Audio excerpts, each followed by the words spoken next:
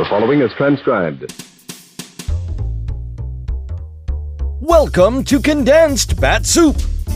Now with 66% fewer superheroes than our regular podcast, which makes Condensed Bat-Supe even less nutritious, but still just as delicious. We're featuring episodes of the adventures of Superman without the caped crusaders. Tie on your capes for lots of bigotry, plenty of cowardice, and urgent concern galore. In this edition of Condensed Bat-Supe, the bigots are back and they're targeting kids. Again. It's Chapter 1 of The Skin Game, as originally broadcast on April 2nd, 1948.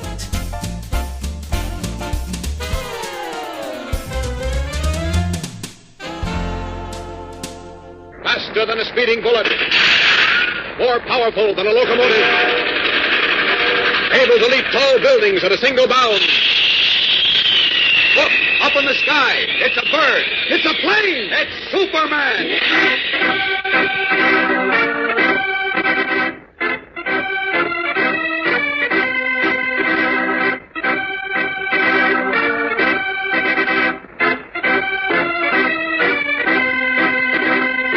Yes, it's Superman, strange visitor from the planet Krypton, who came to Earth with amazing physical powers far beyond those of mortal men, and who, disguised as Clark Kent, mild-mannered reporter for a great metropolitan newspaper, wages a never-ending battle for truth and justice.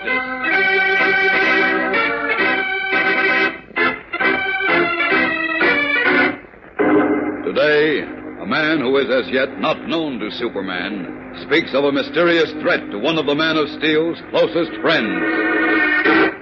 You say Jim Olsen wouldn't listen to you when you gave him our message about those two kids, Ralphie? That's right, Dad. The punk called me a rotten American and ran me off the field. Okay.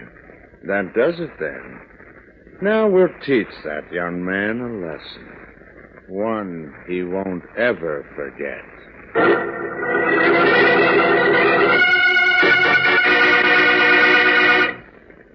At this moment, gang, an 81-year-old explorer, holder of the Congressional Medal of Honor, sits near the window of his home in New York and remembers. His eyes are feeble from the effects of snow blindness, for 7 trips to the Arctic with Rear Admiral Perry have left their mark. It was way back on April 6, 1909, that Matt Henson went exploring with Admiral Perry, and with him became the first man to reach the North Pole.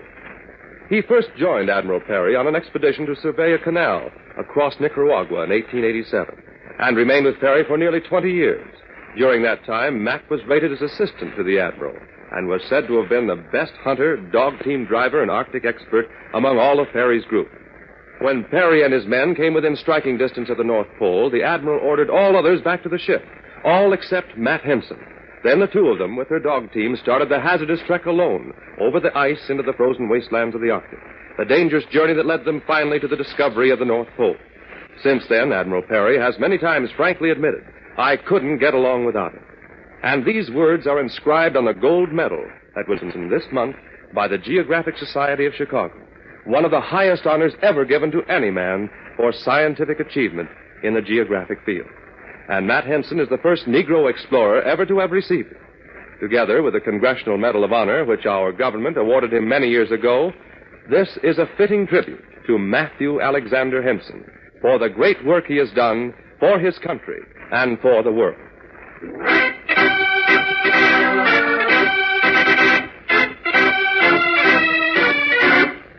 And now, the adventures of Superman. A week has gone by since Clark Kent, with the aid of Batman and Robin, foiled the attempt by Biggie Conroy to prove that Kent was Superman. And during that time, believing his troubles were over when Conroy and his followers were carted off to jail, Kent, who was supposedly suffering from injuries, secluded himself in his apartment, unaware that other enemies were preparing new and serious trouble for himself and his friends. Now, in the large, busy city room of the Metropolis Daily Planet, Beanie Martin, the copy boy, stops at the desk of cub reporter Jimmy Olsen. Hey, Jim, Mr. Burrow says for you to write a new lead on this story. Jim. Huh? What'd you say? I said Mr. Burroughs wants you to write a new lead on this story. Oh, what story? This one. What for? On account of he says this one is no good, that's what for. He wants to know what's the matter with you. He says this is the worst lead you ever wrote. What is? Jumping geraniums, Jim. What is the matter with you? Oh, nothing. Nothing. I've been standing here talking to you, and you didn't even hear a word I said. What are you talking about, Beanie? You see? You've been like that for a couple of days now. Oh, I've got troubles, Beanie. Are you broke, maybe? I can lend you $1 or $2 if... No, thanks. It isn't money. Well, then what is it? Well, I don't want to talk about it. But look, Jim, I'm your friend. Maybe I can help you. No, you can't help me. I don't know if anybody can. Jeepers, is it that bad? Oh, excuse me, that's my phone. Hello? Yeah, this is Jim Olsen. Oh, hello, Coach. What? Sure, I talked to him. Just long enough to tell him what I thought of him, and then I told him to chase himself back into his rat hole. Of all the rotten little... Well, I don't care what it might mean. Those boys are just as good as he is. A lot better. And if he thinks he can push them around, he's got another thing coming. Jeepers, what's going on? Look, I'm not worried about myself, because I don't think they've got the guts to do anything. But I wouldn't back down on this even if it meant my life. Yeah, you bet I will. Okay, I'll be seeing you. So long. All the rotten, dirty... What goes on, Jim? They think they can scare me into backing down. They're crazy. Oh, what do you mean? I don't want to talk about it, Beanie. Beat it. But, Jim... Beat it, I said. This is my problem, and I'll work it out myself. No matter what happens. Okay. Gee whiz. I better see Miss Lane about this.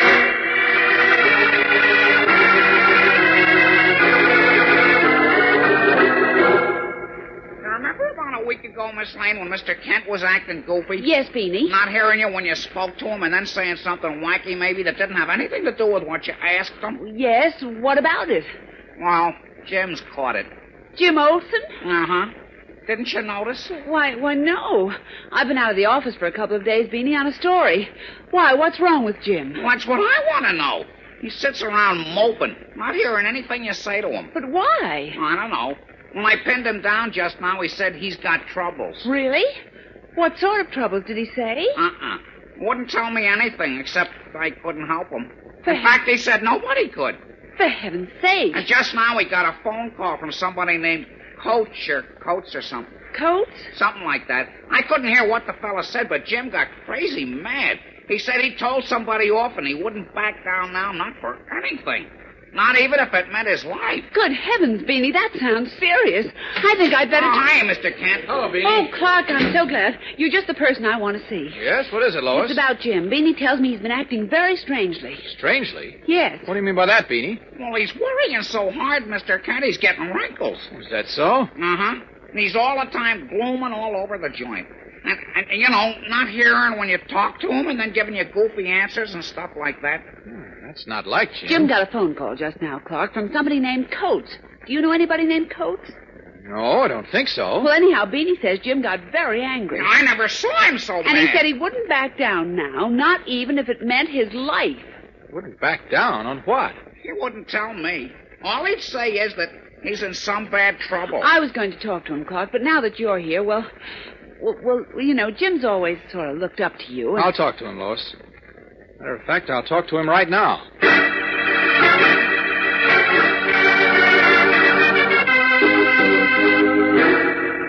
I know you're in trouble of some kind, Jim, and I want you to tell me about it. How did you... Oh, Beanie's been popping off, huh? Well, Beanie's worried about you, and so are Lois and I. You are in trouble, aren't you? Well, yes, I am. Judging by your face, it's serious. Yes, but... Well, I'd rather not talk about it, Mr. Kent. Oh, come on. Now, maybe it would help to talk it out, Jim.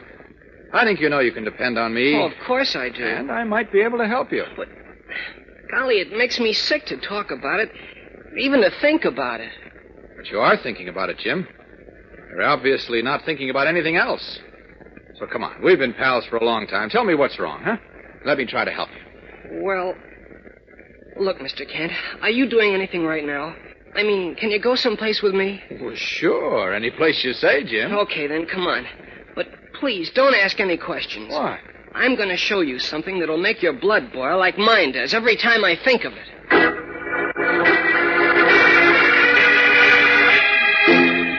Followed by Clark Kent, Jimmy Olsen hurries from the Daily Planet. What is the serious trouble he is in? And what is he going to show Kent? We'll be back in a moment for the startling climax of today's episode, so keep listening.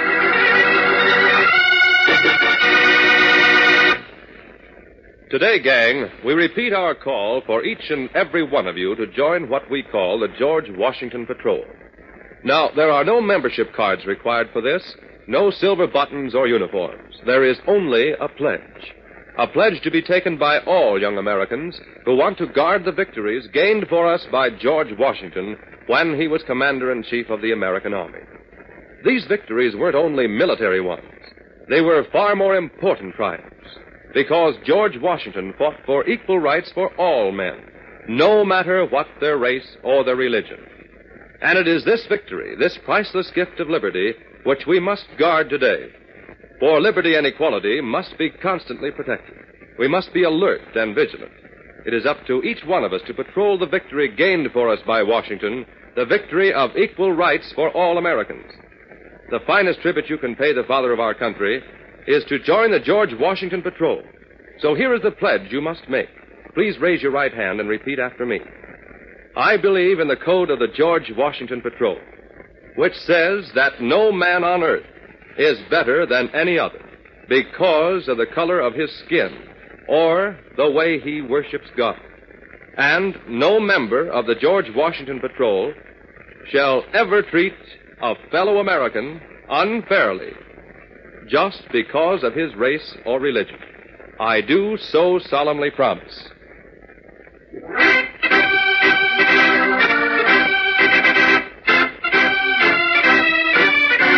And now, back to the adventures of Superman. Telling Clark Kent not to question him, Jimmy Olsen has taken the man who, unknown to him, is really Superman to the Metropolis Armory, where an indoor track meet is taking place. The stands are well filled with spectators of high school age who are cheering noisily for the young competitors in the track and field events. Puzzled, Kent follows Jimmy, who has donned an official's badge, onto the field beside the oval track where a race has just been concluded. I don't get it, Jim. Why did you bring me here? Well, this is the West Side City Playground meet, Mr. Kent. I'm the manager and kind of assistant coach of the Unity House track team, you know. Yes, I know, but what's that got to do with this serious trouble you're in? Oh, plenty. Your You see, attention, please. wait a minute. Here comes an announcement. Results of the first race. The 220-yard dash. The winner, Howard Jones of Unity House. My dog, Howie did it. One of your boys? Yeah, and he's the one who... Oh, hold it, Mr. Kent. Of the Morton Street Playground. Third, Harry Nason of Grove Street Playground. Fourth, Alan Green of Willow Church. The time was 23 seconds flat. A new city playground record. Hey, that's wonderful time for the 220, Jim. Sure, a new record made by Howie Jones. The guy those rats didn't want to let us run. Who didn't want it? Why? Well, you see... Oh, wait, here comes Howie now. I want to congratulate him. Oh. Nice work, Howie. Congratulations, fella. Thanks, Jim. Thanks a lot. Oh, I want you to meet Mr. Kent, star reporter on my paper. Mr. Kent, this is Howard Jones. Glad to know you, Howard, and congratulations on setting a new record. Thanks, Mr. Kent. I'm glad to know you. Look, Howie, Ralph didn't bother you anymore, did he? Well, no, not me, Jim. But he called Bobby on the phone last night. He did, huh? With the same line? Yeah. And what did Bobby tell him? He hung up on him. Good. That's the way to treat those guys. May I ask what this is all about, Jim? Howie, do you mind if I tell Mr. Kent about this? Well, if you think it's okay, Jim, go ahead. Swell. Look, Mr. Hold Kent. it a second, Jim. Let's see who wins the 50-yard dash. Who's your boy in this? Bobby Lee, number 5. On your mark. Watch him run, Mr. Kent. He's like lightning. Get set. Yeah, he'll win this race hands down. There goes the starter's pistol. They're off. Jim! Jim! Jimmy! Jimmy, what happened? I don't know. He just fell down.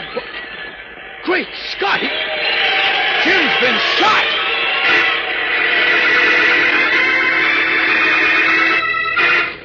His eyes wide, young Howard Jones kneels with Clark Kent beside the limp, unconscious body of Jimmy Olsen. Who shot the young cub reporter, and why? What is the serious trouble in which Jimmy was involved and about which he has not yet had an opportunity to tell Kent? Fellows and girls, this is the beginning of one of Superman's most exciting and important adventures, and you won't want to miss a single installment of it. So be sure to tune in again Monday, same time, same station, for Chapter 2 of The Skin Game on The Adventures of Superman.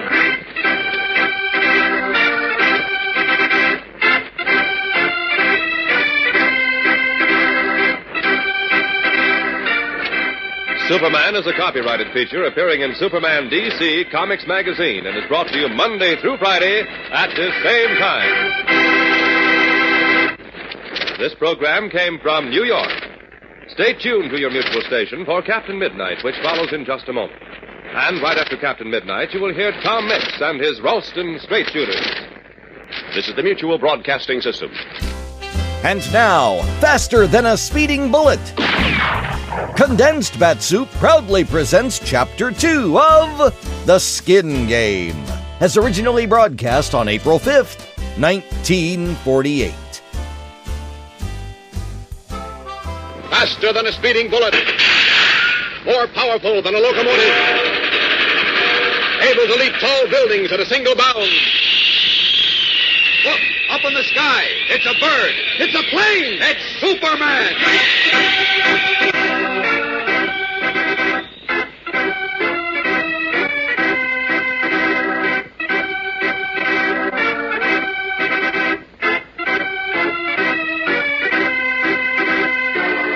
Yes, it's Superman, strange visitor from the planet Krypton, who came to Earth with amazing physical powers far beyond those of mortal men, and who, disguised as Clark Kent, mild-mannered reporter for a great metropolitan newspaper, wages a never-ending battle for truth and justice.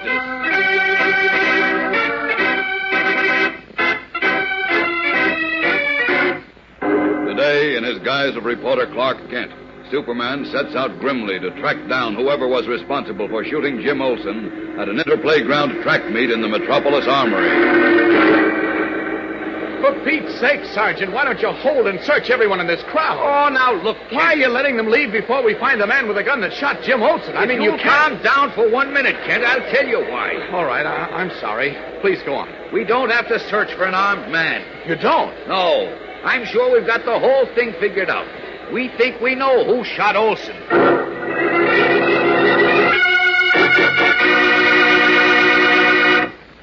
The sun beat down upon the crowded sidewalk, teeming with men and women of every language, race, and religion, where the 9th Street AC was playing baseball in New York's Lower East Side.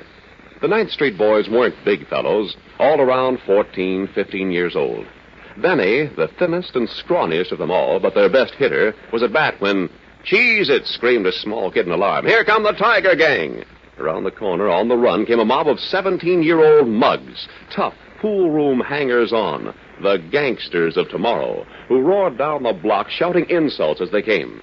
The 9th Streeters, outweighed, outnumbered, started to dive for the nearest alleyways and cellars, when Benny's voice halted them in their tracks. "Hold it, fellows," he yelled. "I'm sick and tired of running from those bullies. I ain't budging." A howl of glee came up from the oncoming 12th Street gang. The biggest of the mob rushed Benny with murder in his eye. They seemed so unfairly matched that it was like watching the fight between an angry wasp and a furious lion. But this time, to the undying memory of every boy there, the angry wasp won, and the lion wound up looking like a blob of raw beefsteak. And in the crowd, watching that now historic fight, was a fight promoter who, in Benny, saw a future champion. He gave him his chance, and that plucky East Side boy became the undefeated lightweight champion of the world, Benny Leonard. In a few minutes, I'll tell you more about this beloved champion, so keep listening.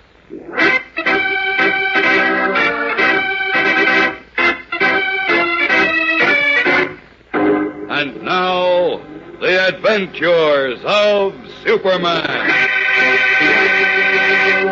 For several days, Jimmy Olsen, cub reporter for the Metropolis Daily Planet, has been acting strangely, and in a telephone conversation with an unknown person, was heard to say that he would go through with something, even if it meant his life. Then, to reporter Clark Kent, who, unknown to all, is really Superman, Jimmy admitted that he was in serious trouble. And finally, he agreed to take Kent into his confidence. First, however, he asked him to accompany him to the local armory, where the Unity House track team, of which Jimmy is manager, was competing with several other playground teams. But as Kent, Jimmy, and a young Unity House runner named Howard Jones heard the crack of the starter's pistol announcing the beginning of a race, Jimmy suddenly spun about and fell to the ground, unconscious. He had been struck by a bullet. As we continue now, it is a few minutes later. The track meet has been halted and police officers have taken charge. In a dining room downstairs, Kent and Howard Jones stand by tensely as a doctor examines the pale and silent Jimmy Olsen. How is he, Doctor? Is he... Just a minute, Mr. Kent. Will he live? Oh, yes, son. He'll live all right. Oh, thank heaven. Oh, gee, that's swell. If the bullet had come an eighth of an inch closer, though, it would have penetrated his skull. Gosh. Fortunately, though, it just grazed him, with enough force to stun him. Are you sure, Doctor? I mean, he's all right otherwise? I think so. I can't see any other injuries. He should recover consciousness in a few minutes. Oh, that's fine. Something very important I must find out from him at once. I'm afraid that will have to wait, Mr. Kent. What do you mean? He should rest and be kept very quiet for a day or two. Oh, I see. I can't possibly permit you to question him before, well, tomorrow at the earliest. Yes, of course, I understand. I just hope that won't be too late. You see, I think Jim knows who shot at him. I mean to get my hands on whomever it was if it's the last thing I ever do. Mr. Kent, I don't think he meant it. You don't think who meant to what, Howard? Well, what I mean is, well, I can't imagine anybody shooting Jim. He's such a swell guy. Just the same, somebody did shoot at him. Tried to kill him. Whoever it is may still be in the armory, and if he is, I'll find him. I'll be back soon, Doctor. You wait here for me, Howard.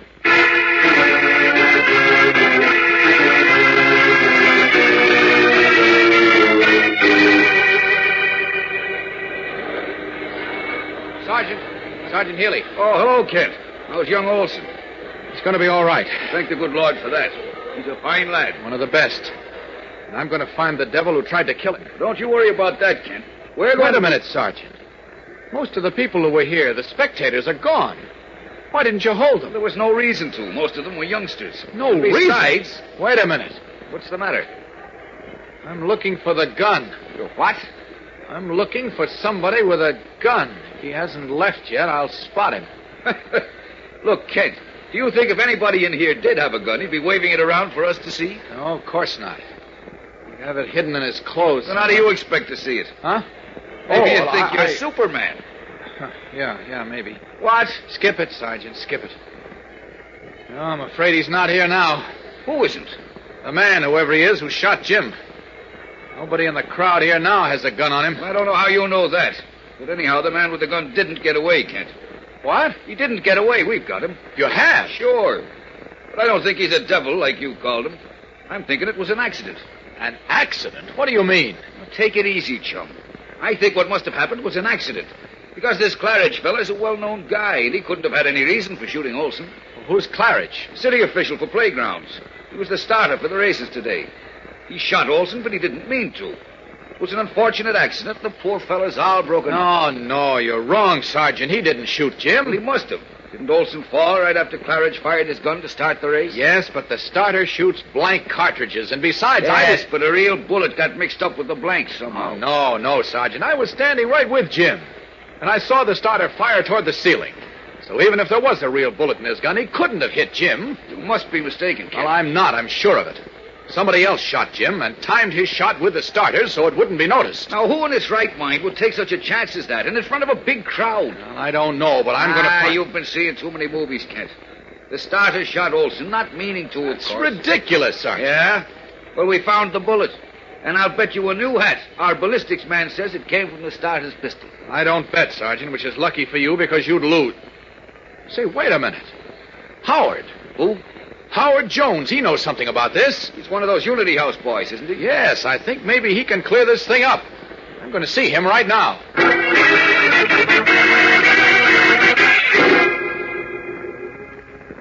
Oh, there you are, Howard. Where's Jim? The doctor drove him home, Mr. Kent. Oh. I got to go now, too. No, wait, Howard. I want to talk to you. Not now, Mr. Kent, please. I got to get home. My folks are waiting supper for me. I won't keep you long, son. I just want you to tell me what you know about this shooting. I don't know anything about it. I think you do, Howard. No, sir. No, I don't. Now, look. Jim told me he was in some serious trouble that obviously involves you. Because he asked you if it would be all right to tell me about it, and you said yes, so... But that was before Jim was shot. Right. All the more reason to tell me what you know. No, sir. No, not me. I don't know anything. Nothing at all. I gotta go home now. My folks... Just a minute, Howard, please. Please, Mr. Kent, let me go home. I tell you, I don't know anything. You know a lot about Jim's shooting, but you're afraid to tell me. Isn't that right, Howard? Yes, sir. I mean, no, sir. Oh, please let me go, Mr. Kent, please. What or of whom are you scared, Howard? Tell me. I just don't know anything. Now, look, Howard. I saw how you acted when you thought Jim might die. You're very fond of him, aren't you? Yes, sir, I am. And don't you want to help me find the person who tried to murder him? Yes, but he didn't try to murder Jim. That bullet was meant for me. What? Yes, sir. Oh, golly, I shouldn't have said that. I'm getting out of here. No, Howard, wait! No, please don't try to make me talk. I don't want to be killed.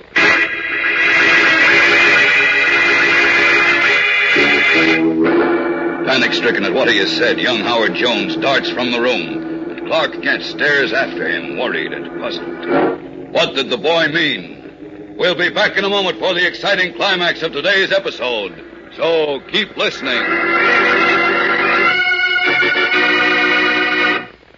Anyone will tell you, gang, that Benny Leonard was one of the most honest fighters in the history of boxing. There was the memorable time early in his career when Benny was scheduled to fight a local boy in an oil town. It was a tough town with plenty of money bet on their boy. Just before the fight, 4 armed gangsters crashed into Benny's dressing room. Tersely, they gave him an ultimatum. Either he threw the fight or he would die. Benny Leonard knocked the oil man out in 2 minutes and 10 seconds of the first round. Once back in New York, Benny captured the title of lightweight champion of the world. He was a great champ. Some say he was the greatest that ever lived. He fought everyone who wanted a crack at the title. Guys who had championship stuff themselves. Only Benny Leonard was better. As a youngster, he had licked the prejudiced bullies of the Lower East Side and had nothing but contempt for religious bigotry. In the same way, he had no patience with racial intolerance. At a time when white title holders hid behind the color line to keep good Negro fighters from taking a crack at them, Benny said, "Nothing doing. If the guy's good and entitled to a chance, bring him on." Everyone respected Benny Leonard's honesty. No gambler could come within a mile of him. He fought fair and with the best that was in him. When he finally retired in 1925, undefeated champion of the world, he retired as the most popular and best-loved champ of the ring. The spunky kid from New York's East Side had taken his place among the greatest of all time.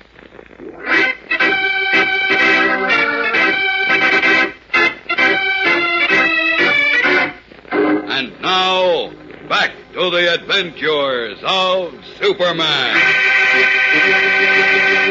Across the street from the armory in the twilight shadows, a heavy-set man with beefy face and pale eyes stands by a small sedan. A boy of about 13, his eyes wide with fear, stands beside him.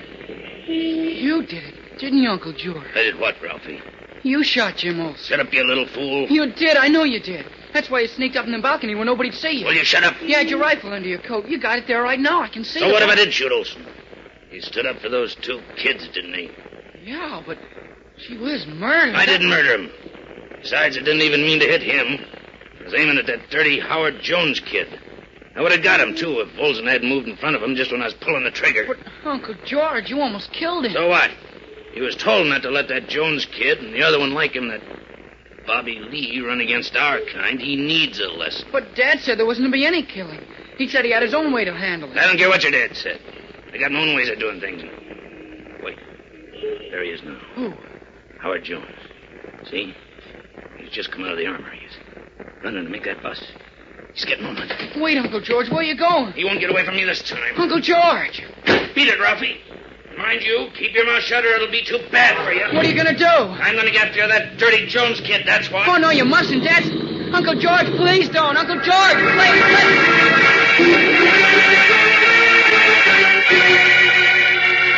Alarmed, Ralph calls after his Uncle George, who, a maniacal gleam of hate in his pale eyes, is pursuing the bus in which Howard Jones is riding. What have Howard Jones and Bobby Lee done to incur the deadly enmity of George Mason and his brother John? Jimmy Olsen has just missed death by the slightest fraction. Now, what will happen to the young track star, Howard Jones? We'll learn the answers to these questions in tomorrow's thrill-packed episode, fellows and girls, So be sure to listen. Tune in, same time, same station, for Chapter 3 of The Skin Game on The Adventures of Superman.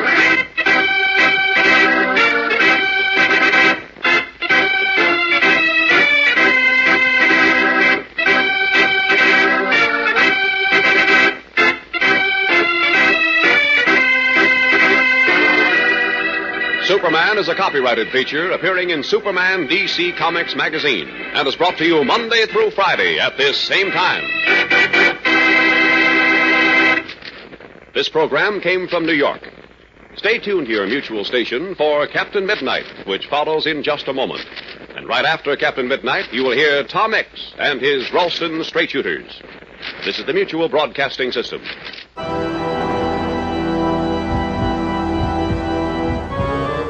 It's time for a Condensed Bat-Supe Extra Helping, because sometimes changing your mission statement can get you into trouble.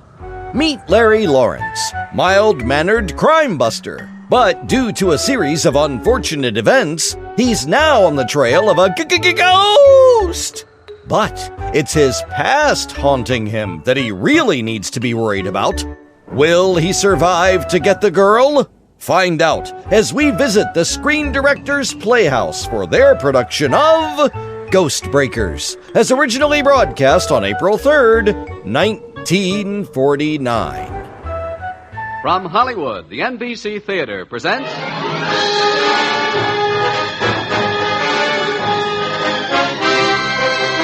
Screen Director's Assignment. Production, The Ghost Breakers. Director, George Marshall. Star, Bob Hope.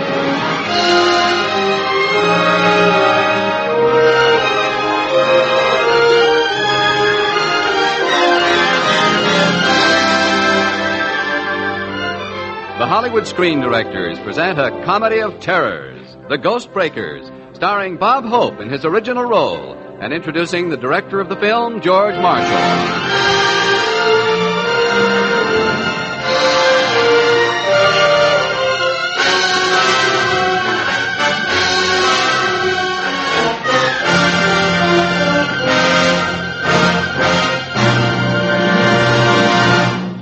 Our guest screen director tonight might be said to have some small knowledge of motion pictures. He's been an extra, stunt man, prop boy, actor, film editor, cameraman, and assistant director. And 34 years ago, he launched his brilliant career as a director of some 385 films. We proudly present the president of the Screen Directors Guild and the director of such fine entertainment as Tap Roots, The Perils of Pauline, Destry Rides Again, and tonight's story, The Ghost Breakers. Ladies and gentlemen, Mr. George Marshall.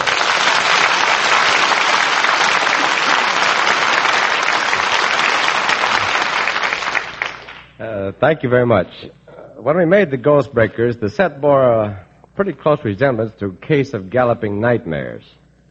Included in our chamber of horrors were such things as ghosts, bats, zombies, witches, and Bob Hope. Which you can imagine is probably one of the screwiest parlays on record. And here's the result. And on the air for the first time, The Ghost Breakers, starring Bob Hope as Larry Lawrence and Shirley Mitchell as Mary Carter.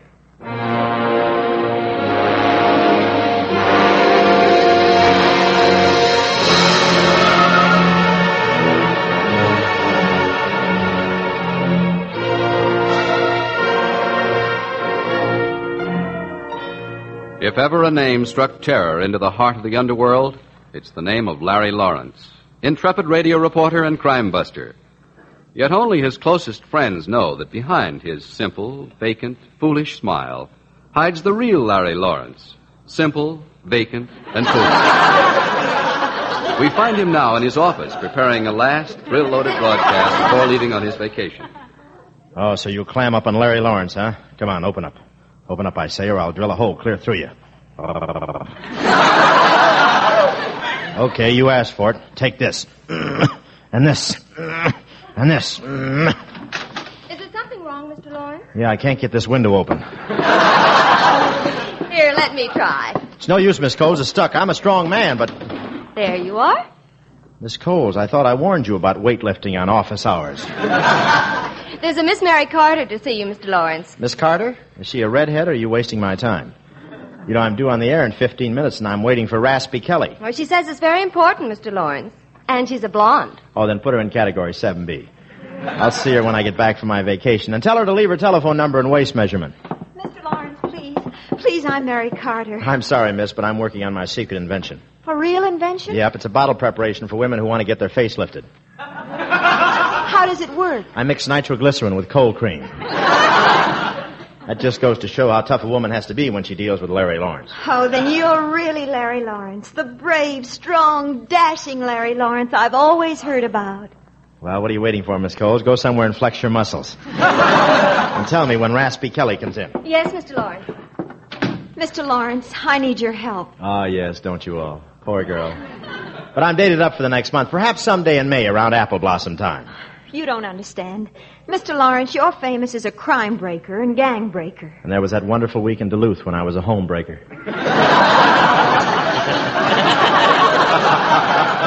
Now I want to purchase your services. I want you to become a ghost breaker. Ghost breaker? I'm sorry, but the only spirits I mess around with come equipped with olives, not shrouds. I'm serious, Mr. Lawrence. I've inherited an island off the coast of Cuba, Black Island, and there's a castle on it called Castillo Maldito. Oh, sure, I've heard of that. Isn't that where Cougat raises little maracas? Now, Miss Carter, you're not going to tell me that castle is haunted. Well, this afternoon, the deed was turned over to me by a Senor Parada. He told me that no one who ever eats dinner in the castle ever lives until breakfast. You mean there's no post-toasties because of the ghosties?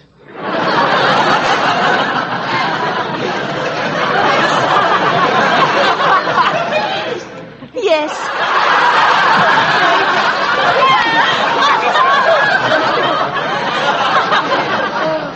Yes, there is a ghost. Senor Parada says it's the ghost of Don Santiago, my great-great-grandfather. That's why I'm afraid, Mr. Lawrence.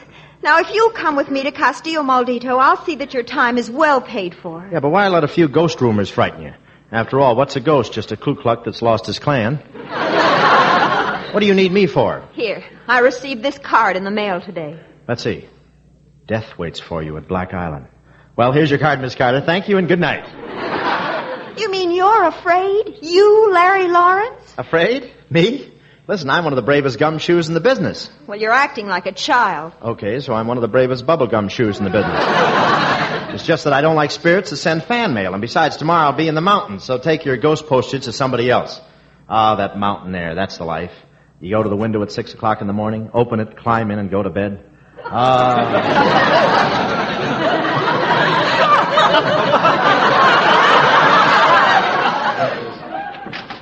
Mr. Kelly is here, Mr. Lawrence. Oh, fine, I'll see him right away. Miss Carter, if you want an expert in things that go boo-boo-boo, I've got a friend named Crosby. Why don't you see him? No one else will do, Mr. Lawrence. I'm sailing for Cuba tonight on the Rexitania. If you change your mind, I'll be waiting for you in my stateroom. Hiya, Larry. What do you say? Well, hello, Raspy. Say, you sound better. Did you get the frog in your throat a fresh lily pad? I got another Frenchy Duval story for you. It's a killer. Oh, ho, ho, ho. Yeah, and so is Frenchy Duval. Say, does he know you're giving me these stories? Sure, he loves it. Good publicity. I know. I plug him or he plugs me. What have you got? Frenchy has himself a new racket. Here's how it works.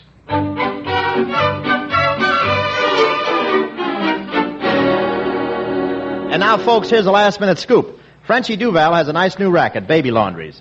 You know the kind I mean, with a slogan. This is the little one's laundromat. Frenchy discovered that there were about 2,000 of them in the state all making money.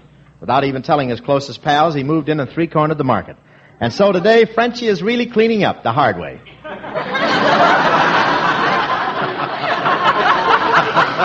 This is Larry Lawrence saying good night. Larry Lawrence will return to the air 2 weeks from tonight with more lowdown on the underworld. Now, a word about Cronin's coffee. Well, that's that. One more week on the air without a rest, and I'd begin to look like Bob Hope. Mr. Lawrence. Oh, hello, Miss Cole. Did you hear the broadcast? Wasn't I great? Wasn't I terrific? Frenchy Duval is on the phone. Wasn't I just leaving? Wonder if he's sore. Courage, Camille. Hello, Frenchy. What's new?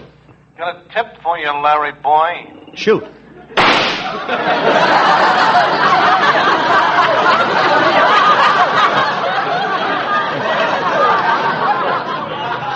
I had to open my big mouth. What was that? That was Raspy Kelly saying goodbye. Raspy Kelly? But you're not mad at me, are you, Frenchie? Oh, no. I told you I got a tip for you. Here, get this. A certain radio reporter was found in a ditch riddled with bullets. Yeah? When did it happen? Probably tomorrow.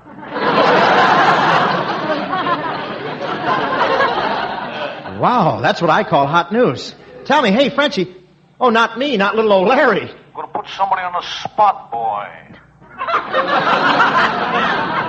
Miss Coles, hand me that bottle of spot remover. Hey, Lawrence, I'm taking care of myself. Personally. Oh, Frenchie. Frenchie boy, speak to me. Hello, Mort. Come to think of it, hello, mortician. Why did I bother paying this year's income tax? Where are you going? Cuba. Miss Coles, when it comes to ghosts, I'd rather see one than be one.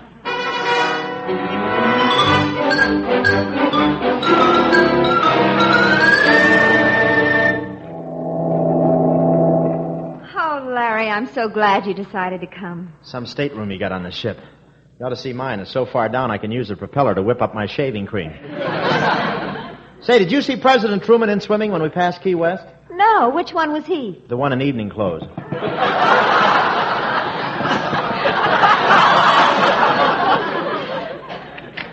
Yes? Radiogram for you, miss.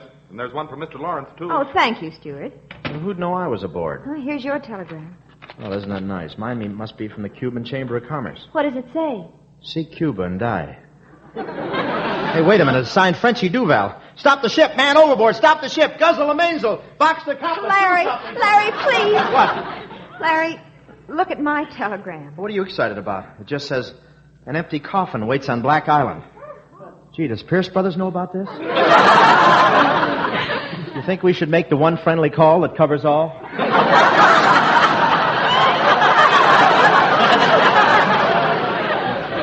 Larry, I'm scared. And it's signed, Senor Mertis. Muerte. In Spanish, that means death. I know his brother, Rigor Mortis.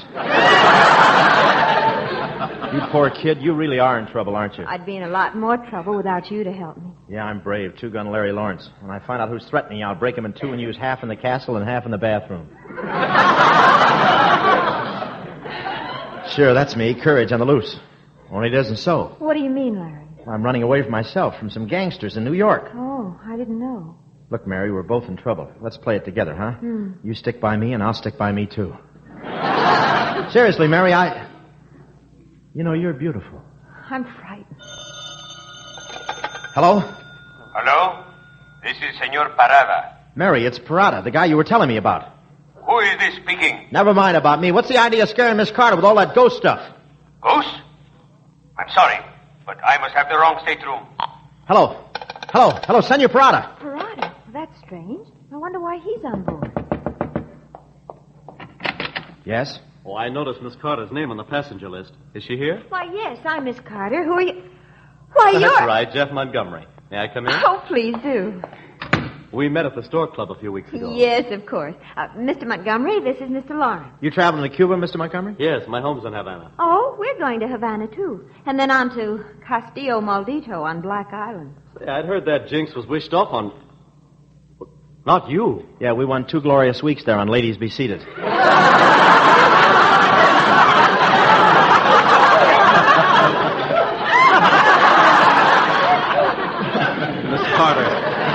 Carter, that place is evil. There's the legends about the ghosts, and there's said to be a zombie on the island, the son of the native woman who looks after the place. Zombie? Yes. Some voodoo priests seem to have the power to bring the dead back to life. You see them once in a while walking around with despondent, hopeless, staring eyes. You mean like Republicans? Please be careful, Miss Carter. If you insist on going to Black Island, be sure you go well protected. Well, what do I look like, an egg beater? There's nothing on that island but ghosts, evil spirits, and zombies. Ghosts, evil spirits, and zombies. When's the next boat back to New York? But what about Frenchie Duval? Him. He's just trying to kill me, that's all. Between Black Island and Frenchie Duval, I'll take... Yes, Larry. I'll take... Darling. Black Island, here I come.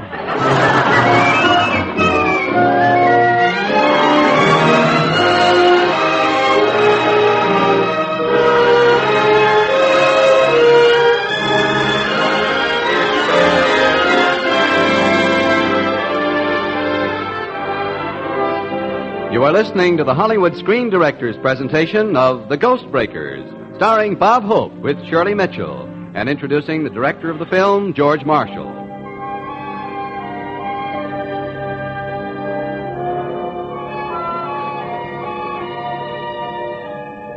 Black Island, its silhouette broken by the menacing outline of Castillo Maldito against the night sky. And approaching the island, a small rowboat carrying Larry Lawrence and Mary Carter. Boy, no wonder the native boatmen won't come here at night. Look at the place. What a ruin. Looks like CBS pulled a raid on it.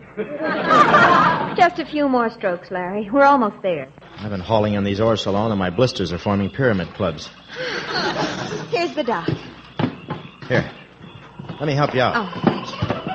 Oh, thank you. There. Lafayette, we are here. I think Lafayette's here, too. It's probably the old woman caretaker that Jeff told us about. She may be just trying to scare us. She's wasting her time. We're scared already.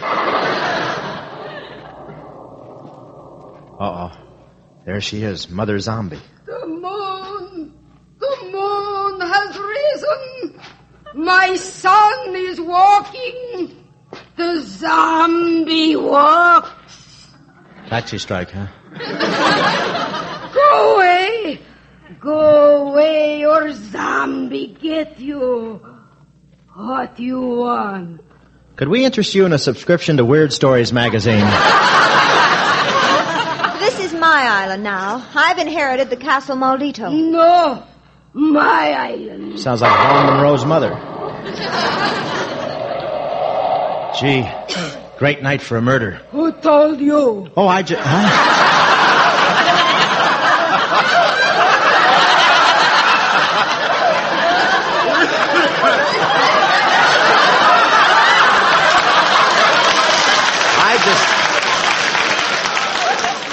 I thought I was going to get the laugh, you know?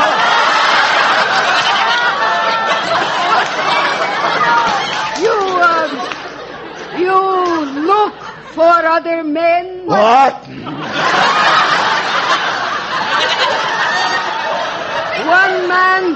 One man come in big plane.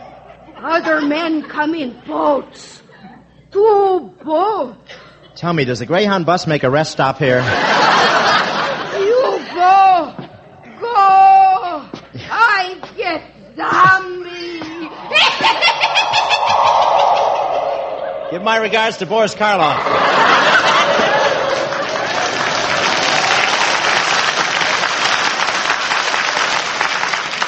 Come on, let's get into the castle.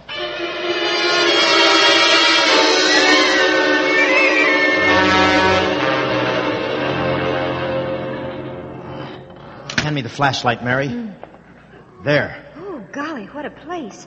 I wonder who lived here last. Must have been Jolson. The front porch is down on his knees.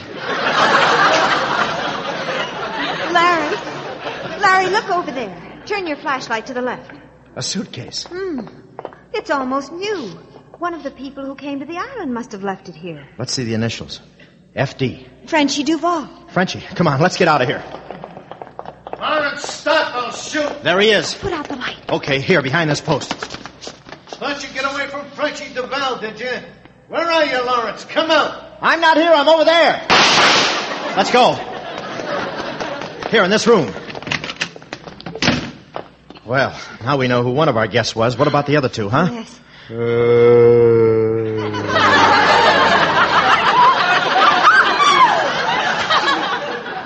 I don't know, but I think I could spit and hit one of them. Oh, it's just the wind. If it is, it's the first time I ever heard a breeze with adenoids. You, strangers. I kill strangers. Oh, Larry, it's the zombie. It's the living dead. I never saw anything like it. You never played Philadelphia.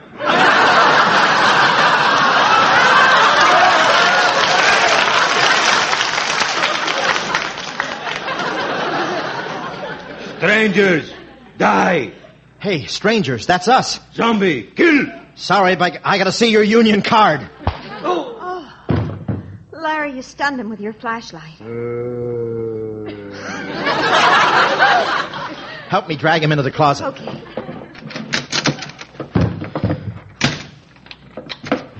And you told me you were a coward. Yeah, what do you know? I'm brave. Hey, Zom. Everything okay? Te voy a matar, canalla, sin vergüenza. What did he say? He said with men who know their castles best, it's zombies 2-1.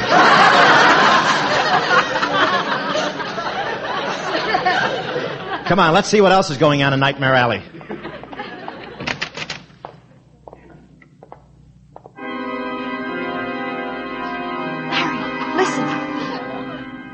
If this is a short interlude of organ music, let's switch to another station. Come on, Larry. Let's find out who's playing that organ.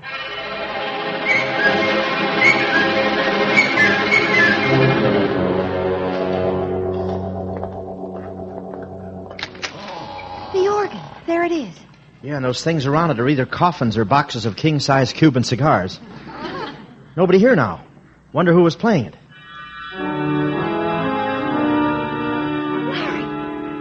By itself. I don't like it. Petrillo won't like it either.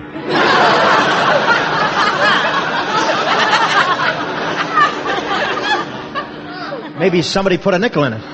There's no one there. Why, that's ridiculous. Only a ghost could do that, and there's no such thing. If there really are ghosts, I'd lose my mind. I'd end up in the snake pit. Move over, Olivia. Hey, do you see what I see? On the organ bench. It's coming out of thin air. Too many reducing tablets. Larry, it's a ghost. Man, marching man, find the key and marching man. Maybe they're drafting again. What's he talking about? I don't know. Ask him. You ask him. I feel too ghastly to be ghostly. Marching man, the key is marching man. Look, it's getting up. And floating toward that empty coffin. It's getting in. Gee, that ghost gave some performance. Yeah? Well, wait till you see me in Hamlet.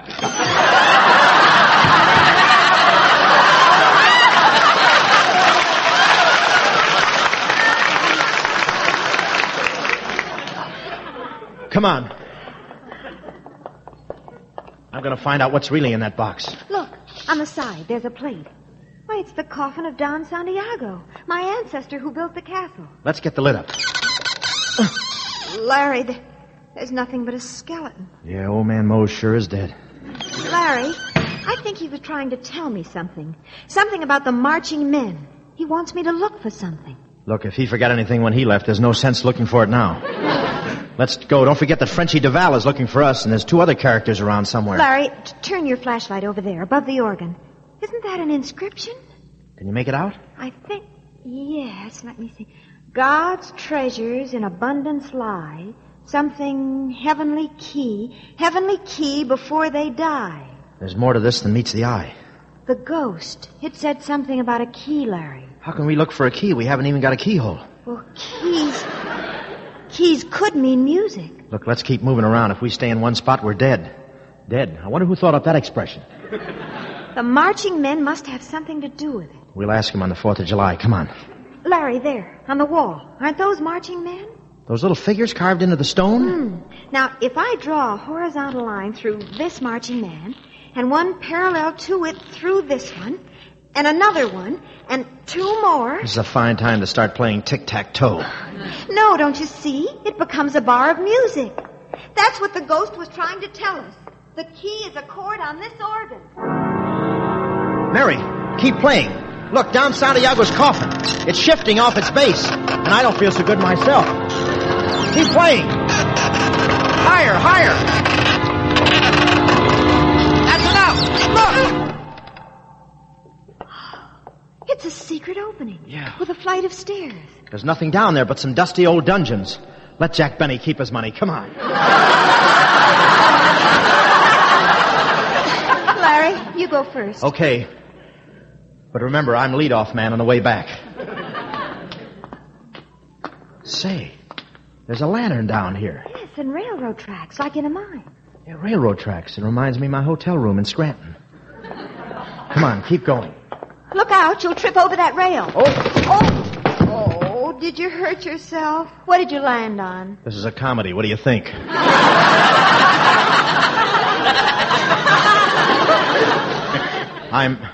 Mary, look at this. What is it? I've seen this stuff before. Silver ore, the real thing. Mary, you're rich. Congratulations, Miss Carter. Senor Parada. So you're Parada. What's the gun for? You can't get away with it. I'll shoot. Now listen, Parada. No, not you. Behind you. Look out! Larry, it's Jeff. Jeff Montgomery. Yes, it's Jeff. It's too bad I had to wound you, Parada, but you'll soon be put out of your misery. Miss Carter, I came here to warn you. He's mad. Insane. Against the wall. All three of you. I warned you, Mary, but you chose to ignore my messages. What's this all about? About a vein of silver as wide as the island. I discovered it, and it's mine. You hear? This mine is mine, and what's mine stays mine. Thank you, Gertrude Stein. Okay, so it's yours, but let Mary go. No! Nobody's going to carry any tales out of here. All right, come on out of there and get you buttoned up. Come on. Who's that? Frenchie Duval. It's the police. They've got you trapped, Montgomery. They'll never get me. Not now. This is mine. They'll have to shoot it out. You tell them, kid. Get through. Finish. Never! Never! Oh, Larry, they killed each other. Frenchie and Jeff. I'll match you to see who faints first. Oh, Larry. Move over. Stop hogging the floor.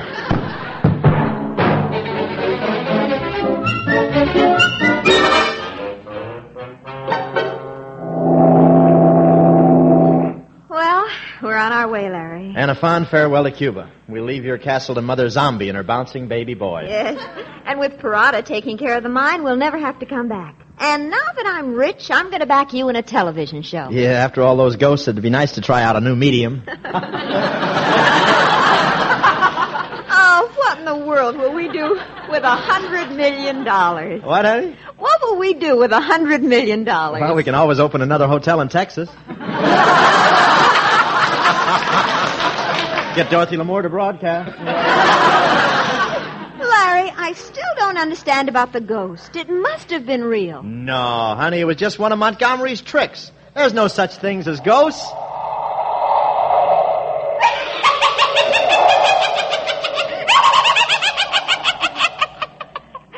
Why didn't we have her sit in the audience?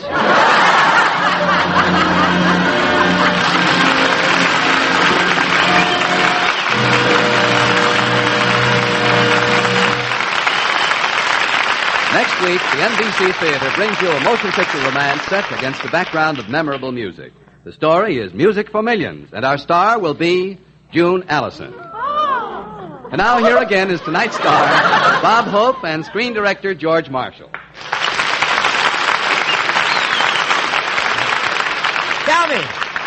Tell me, Georgie boy, you used to be a fast man with a set of golf clubs. Do you still linger on the links? Sorry, Bob, I don't have time to give lessons. Why don't you buy a good book on the game? Buy one? I wrote one last week in my life's blood on the 6th hole at Palm Springs. There I was, see, George, a 4-iron shot from the green. I was standing like You're this. standing wrong. Get this, kid, always a director. I'm standing wrong. Who taught you how to play golf, Bobby Jones? That's right, he did. Who taught you? Some little Scotch caddy called Crosby. But I don't play with him anymore. Why not? Why not? Would you play with a fellow who puts grease on your putter, cheats on his scorecard by making his nines upside down, builds a furrow on the green with an electric shaver so that the ball has to roll into the cup? No. Well, neither will he. Good night, Bob. Thanks a lot. Good night, folks. Good night, Bob Hope and George Marshall.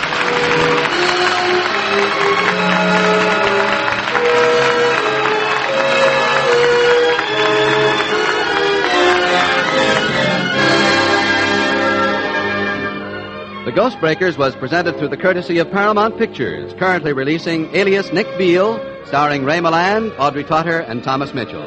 Bob Hope will soon be seen in the Paramount picture Sorrowful Jones with Lucille Ball and Mary Jane Saunders.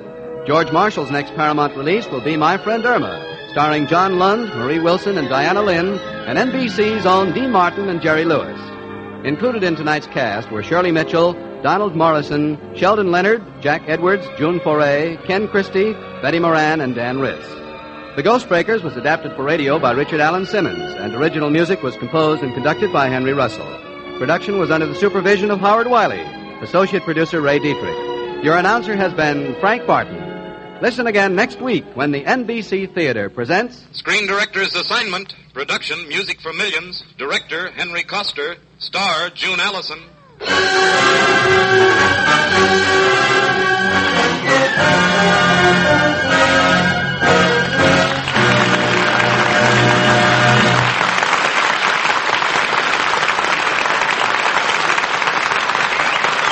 The NBC Theater came to you from Hollywood. This is NBC, the national broadcasting company.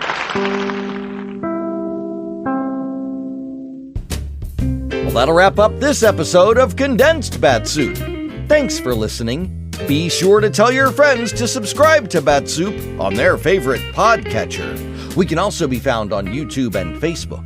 We'll see you next time for another exciting edition of Condensed Bat-Supe as we bring you Chapter 3 of The Skin Game and another fine extra helping. Until then, up, and Truth is stranger than fiction. And this is the proof. This is Ripley's Believe It or Not. In Billsdale, England, Ye Old Sun Inn was rented by the Ainsley family continuously for 500 years. In 1944, the Ainsleys finally decided to buy it. Believe it or not.